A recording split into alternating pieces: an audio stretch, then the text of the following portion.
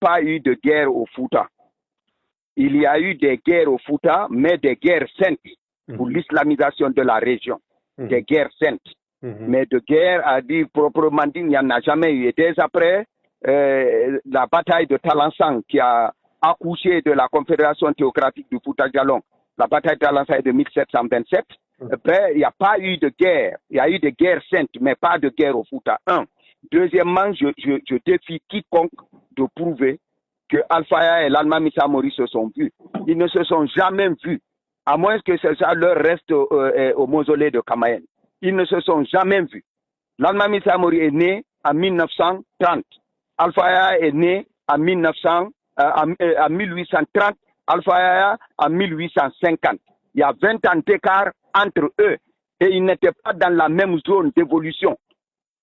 Alfaya était sur le Labé et sur le Kadé, c'est-à-dire le Gawal. L'Almami Samori était de l'autre côté. Ils ne se sont jamais vus.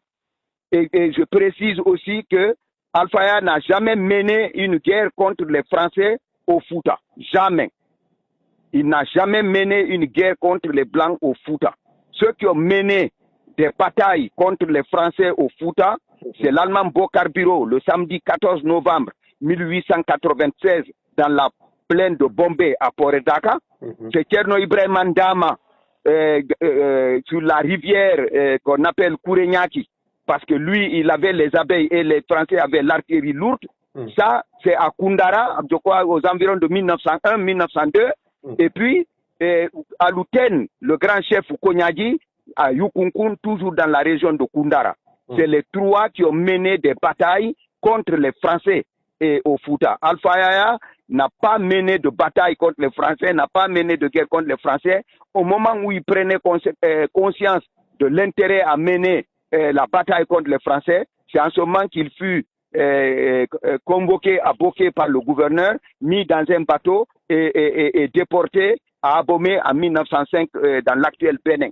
Et il est revenu en 1910 de cette déportation. Il organisait le Fouta pour mener la bataille contre les Français. Et c'est de là également de Conakry. Il n'est plus rentré au Fouta. Il fut déporté une seconde fois à Port-Étienne, l'actuel Nouadhibou, en Mauritanie. Et c'est là qu'il a trouvé la mort 2 ans plus tard, le 12 août 1912.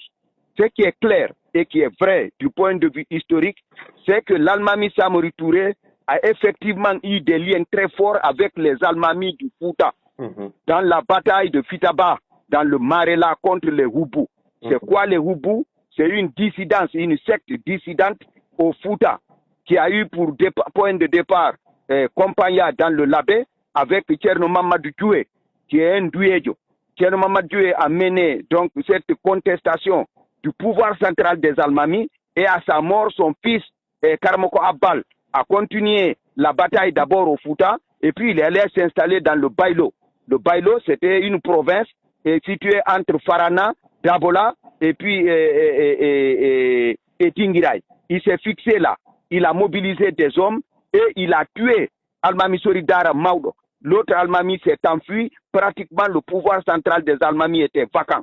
C'est en ce moment, les troupes du Fouta affaiblies et dans des circonstances pareilles que l'Almami Samori Touré est venu en aide aux Almamis du Fouta et ce sont les troupes de l'Almami Samori dirigées par un certain Lagono Falli, si je prononce bien le nom, qui ont tué Karamoko Abbal dans la forêt de Fitaba à Marela. Je crois que ça doit être vers 1883. C'est en ce moment que les Almamis sont revenus à leur siège à Kimbo et ça, c'est grâce à l'intervention énergique de l'Almami Samori Touré. Ça, c'est un fait. Il y a un fait aussi qu'il faut relever, que l'intendant général de l'Almami Bokar Biro Paris, qui fut la première victime de la bataille de Poredaka le 14 novembre 1896, lui aurait été envoyé par l'Almami Samori Touré. Il s'appelait Nyaliba, c'est la première victime de la bataille. C'était l'intendant général de l'Almami Samori, de l'Almami Bokar Biro. Donc, je défie quiconque de me dire que Alpha Yaya et l'Almami Bokar Biro et l'Almami Samori ont eu des liens. Ils n'ont jamais eu de lien. Je suis catégorique là-dessus. Il ne faut jamais déformer l'histoire. Par contre, oui, il y a eu cette amitié, cette fraternité d'armes et d'esprit dans le cadre justement de la propagation de l'islam.